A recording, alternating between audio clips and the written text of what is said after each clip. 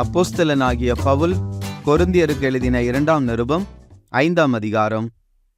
பூமிக்குரிய கூடாரமாகிய நம்முடைய வீடு அழிந்து போனாலும் தேவனால் கட்டப்பட்ட கைவேலை அல்லாத நித்திய வீடு பரலோகத்தில் நமக்கு உண்டென்று அறிந்திருக்கிறோம். ஏனெனில் இந்த கூடாரத்திலே நாம் தவித்து நம்முடைய பரம வாசஸ்தலத்தை தரித்து கொள்ள மிகவும் வாஞ்சையுள்ளவர்களாய் இருக்கிறோம். தரித்து கொண்டவர்களானால் நிர்வாணிகளாய் காணப்பட மாட்டோம். இந்த கூடாரத்தில் இருக்கிற நாம் பாரம் சுமந்து தவிக்கிறோம். இந்த போர்வையை களைந்து போட வேண்டுமென்று விரும்பாமல் மரணமானது ஜீவனாலே விழுங்கப்படுவதற்காக போர்வை தரித்தவர்களாய் இருக்க வேண்டுமென்று விரும்புகிறோம். இதற்கு நம்மை ஆயத்தப்படுத்துகிறவர் தேவனே. ஆவி என்னும் அச்சாரத்தை நமக்கு தந்தவரும் அவரே. நாம் தரிசித்து நடவாமல் விசுவாசித்து நடக்கிறோம். இந்த தேகத்தில் குடியிருக்கையில் கர்த்தரிடத்தில் குடியிராதவர்களாய் இருக்கிறோம் என்று அறிந்தும் எப்பொழுதும் தைரியமாய் இருக்கிறோம். நாம் தைரியமாகவே இருந்து இந்த தேகத்தை விட்டு குடி போகவும் கர்த்தரிடத்தில் குடியிருக்கவும் அதிகமாய் விரும்புகிறோம். அது நிமித்தமே நாம் சரீரத்தில் குடியிருந்தாலும் குடியிராமற் போனாலும் அவருக்கு பிரியமானவர்களாய் இருக்க நாடுகிறோம். ஏனென்றால் சரீரத்தில் அவனவன் செய்த நன்மைக்காவது தீமைக்காவது தக்க பலனை அடையும்படிக்கு நாம் எல்லாரும் கிறிஸ்துவின் நியாயாசனத்திற்கு முன்பாக வெளிப்பட வேண்டும். ஆகையால் கர்த்தருக்கு பயப்படத்தக்கதென்று அறிந்து மனுஷருக்கு புத்தி சொல்லுகிறோம். தேவனுக்கு முன்பாக வெளியரங்கமாய் இருக்கிறோம். உங்கள் மனசாட்சிக்கும் வெளியரங்கமாய் இருக்கிறோம் என்று நம்புகிறேன்.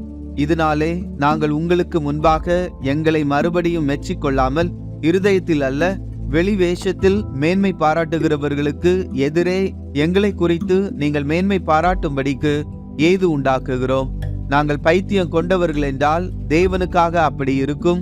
தெளிந்த புத்தி உள்ளவர்கள் என்றால் உங்களுக்காக அப்படி இருக்கும். கிறிஸ்துவினுடைய அன்பு எங்களை நெருக்கி ஏவுகிறது. ஏனென்றால் எல்லாருக்காகவும் ஒருவரே மரித்திருக்க எல்லாரும் மரித்தார்கள் என்றும் பிழைத்திருக்கிறவர்கள் இனி தங்களுக்கென்று பிழைத்திராமல் தங்களுக்காக மரித்து எழுந்தவருக்கென்று பிழைத்திருக்கும்படி அவர் எல்லாருக்காகவும் மரித்தார் என்றும் நிதானிக்கிறோம். ஆகையால் இது முதற்கொண்டு நாங்கள் ஒருவனையும் மாம்சத்தின்படி அறியோம். நாங்கள் கிறிஸ்துவையும் மாம்சத்தின்படி அறிந்திருந்தாலும் இனி ஒருபோதும் அவரை மாம்சத்தின்படி அறியோம். இப்படி இருக்க ஒருவன் கிறிஸ்துவுக்குள் இருந்தால் புது சிருஷ்டியாயிருக்கிறான். பழையவைகள் ஒளிந்து போயின, எல்லாம் புதிதாயின. இவையெல்லாம் தேவனாலே உண்டாயிருக்கிறது.